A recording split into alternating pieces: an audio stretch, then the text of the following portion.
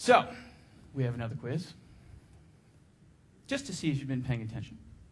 Remember the movie Brokeback Mountain? Some call it the gay cowboy movie. Not that there's anything wrong with that. But it was banned by one theater chain in Salt Lake City, Utah. Larry Miller, who owned the theater chain, was Mormon. Not that there's anything wrong with that either. Said, I don't know if I want this gay cowboy movie playing in my movie theater chain. I've got morals and principles, and, I just don't, it doesn't feel right. So he said, not going to happen. Banned it. So, what happens? Well, we like data, so we'll look at data. We look at analogs of other movies that launch at the same time. Because movie comes out, you go see the movie, chances are you don't see it again twice. It has a cycle, 6 weeks, 8 weeks, whatever, and then you don't see it. So these are box office revenues for 3 movies. Brokeback Mountain, The Producers that launched around the same time, and Memoirs of a Geisha. As it happens, the cycle goes down over time, and you expect the cycle to go down. But gets banned. Box office revenues for Brokeback Mountain double. The normal cycle would have you go down 32 to 40% negative. That's the normal course of action. But it doubles. So net, you're up 134% versus your competition. I don't know about you, but I love being up 134% versus my competition every single day. Controversy can work. So why? 2 reasons. 1, controversy. What's the second reason? Secret. What's in that gay cowboy movie? There's something secret about it. I think I want to know. Information. Secret information. Controversy, secrets. Very, very powerful. So these are the 5 most frequently written news stories, at least in America. My guess is they probably work here in Ireland as well. David and Goliath, outrageous and unusual controversy, celebrities. What's hot in the media already. If you can create, by design, a story that combines 1, 2, 3 of these 5 elements, you will get news media attention. It will amplify your message. There is no doubt about it. If you only have 1 element of these 5, you got a shot, but it's going to be tough. You need 2 or 3 of these 5 elements combined into one story. And if you do that, you will get news media attention. And these 5 things that the news media predictably writes about and covers are content. Content. So, we'll take a little break. We're going to have a little game here. Talk about statistics. Now, Michael here is the chairman of the marketing of our organization here today, so I'm going to ask him if I can borrow his watch. He looks at me with non-trusting eyes. Why are you going to borrow my watch? It's a beautiful watch. I'm going to give away Michael's watch. Conditionally. And we're going to play a game. We call it the birthday game. It's all about statistics. And I'm going to go around the room, and within probably 1 minute, I'm going to guess this is going to happen. We're going to start. We're going to say our birthday, not the year. That's okay. And if anyone else has the same birthday, just yell at me. So I'm going to start over here. If anyone has the same birthday, yell at me. Mine is June 24th. Michael's watch on the table. May 9. January 26. Ah, my goodness. 4 people. Okay, you get your watch back. Beautiful watch. What does it matter? Statistics are funny, and you can play this game as long as you have 30 people in a room. You can play this game and still win. You can bet dollars, you can bet watches, you can do all sorts of things. But statistics are funny. There's 365 days in a year. If you have 30 people in a room, how does that math work? It works. But what we're demonstrating is the power of word of mouth. Statistics are funny, but one thing I do know with word of mouth is I've got undivided attention. Undivided attention versus divided. In an average evening of TV in the United States, between 8 p.m. and 11 p.m., there's going to be 128 different TV commercial messages.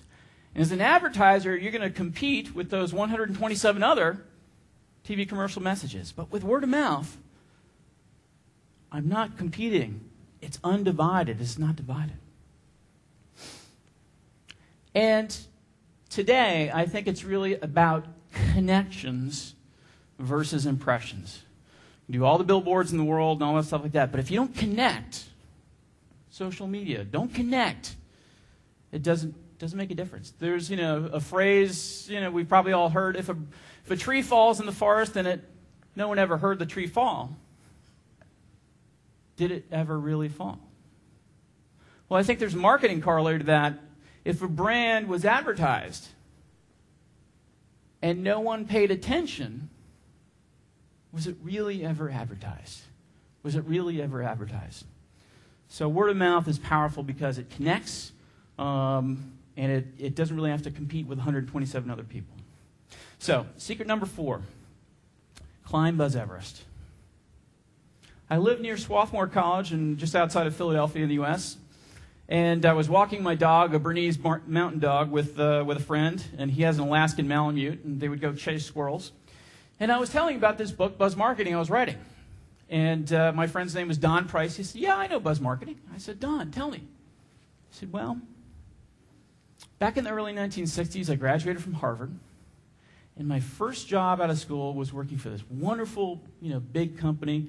It's called Best Foods. Thomas's English Muffins, Hellman's Mayonnaise, big U.S. brands. Office was in, Manhattan. First day on the job, supervisor taking me around. This is your office. This is what you're doing. So Don asked his supervisor, he said, what kind of decisions am I going to be making? Supervisor said, well, Don, and he was made brand manager of Hellman's Mayonnaise, very big brand. He said, Don, when it comes to Hellman's Mayonnaise and this brand, you're really not going to be making decisions on it. You're going to be executing those decisions. And Don said, well, I don't think I like that. Is there anything you can do? Can you put me on a small brand where I can make all the decisions? So if I mess up, I'll be responsible, but I've got all, authority. And his supervisor said, oh, yes, we've got dozens of brands like that. So Don was put on a brand called Rit Dye. And Rit Dye in the early 1960s came in this kind of jello gelatin-like kind of powdered box. And little old ladies used it to dye drapes and sofa covers and shoes and whatnot. And it was a terrible industry.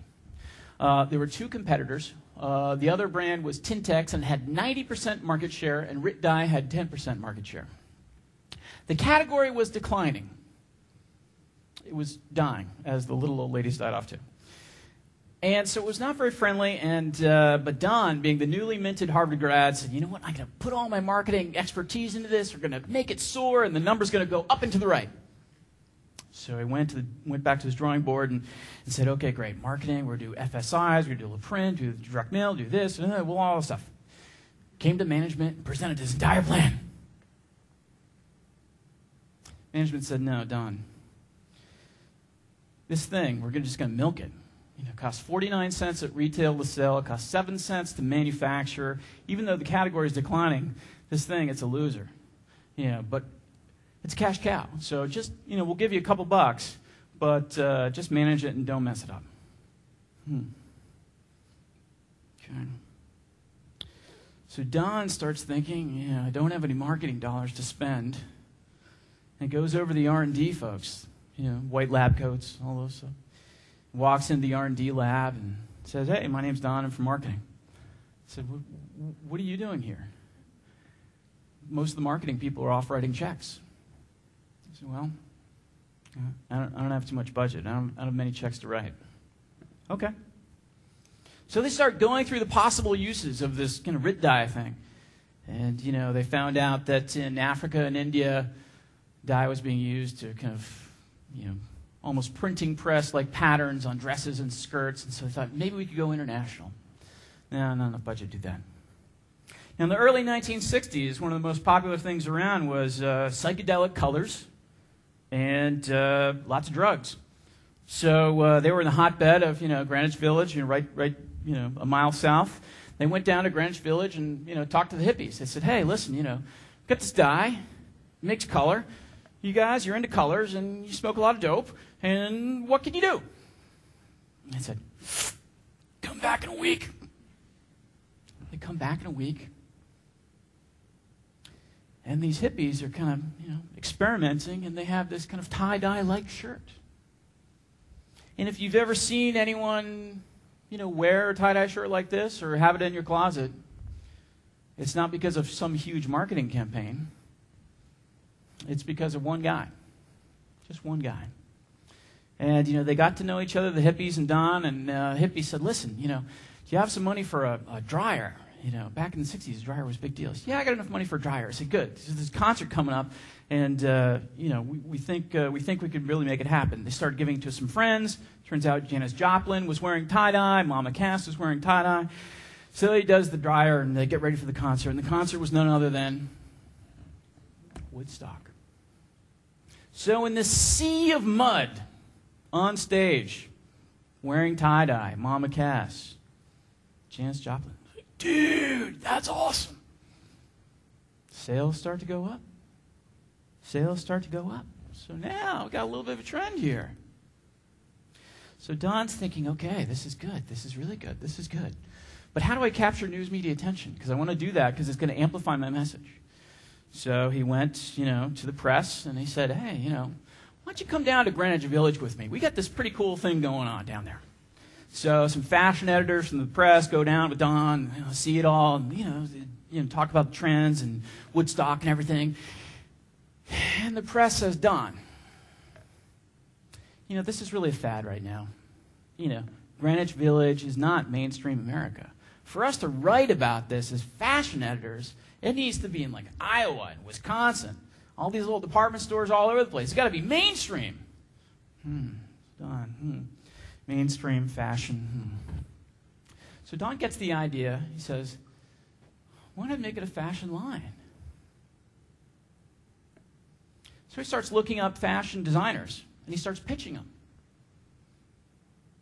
And he pitches 1, 2, 3, 4, 5. He gets turned down again and again and again. Gets turned down 13 times.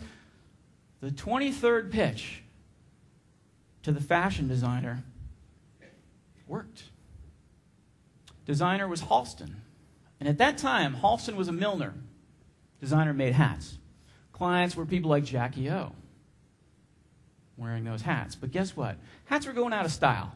And Halston needed a new gig just as much as Don needed news media attention. So he said, you know what? We got a deal. And so Halston made tie-dye his fashion line. And sooner than later, it was in these little department stores in Iowa and Wisconsin. Halston also had these kind of celebrity, clients. Ali MacGraw, Catherine Deneuve. He put them in tie-dye. Ali MacGraw had a news media shoot with a national magazine. And the day that shoot showed up at her house to take photographs, she was wearing tie-dye. Cover the magazine, things really took off. So if you've ever seen anyone wearing a tie-dye shirt or had it in your closet, it's not because of some big marketing campaign. It's because of one man, one person, just like you, who had faith, perseverance, out-of-the-box thinking, and he took the hard road traveled. He could have taken the easy road. I'll be brand manager for Hellman's Mayonnaise, the big company. That would have been easy. He took the hard road, the path less traveled, and it did make all the difference.